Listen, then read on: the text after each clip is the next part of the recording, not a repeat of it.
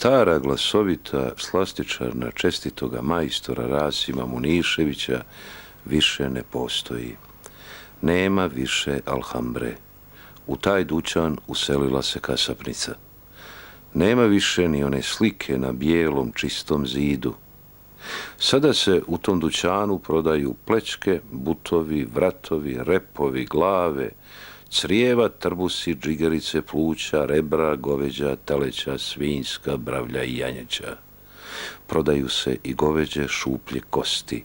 Sjajno. Ima još nade da ću pokusati goveđu juhu, kao onu u željezničkoj gostioni u Slavonskom Brodu.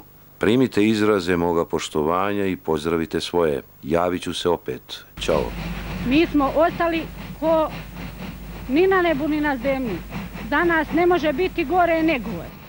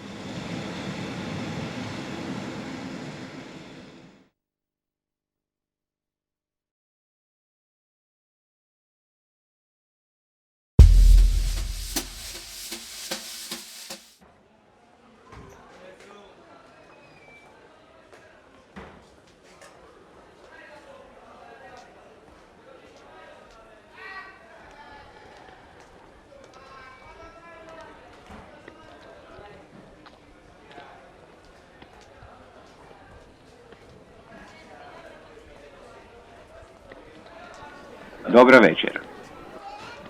127 je eksperiment u kojem dolazi do miješanja prihvaćene klasifikacije likovne kao prve i filmske kao sedme umjetnosti. 127 predstavlja one to seven, odnosno prva u sedmu, idejni princip gdje u svaki frame ubacujemo jedno za drugim dijela svjetske likovne baštine. Kroz 60 sekundi provodimo vas kroz galeriju sa 1500 slika iz razdoblja od srednjeg vijeka do danas. Vaš Otom Potom.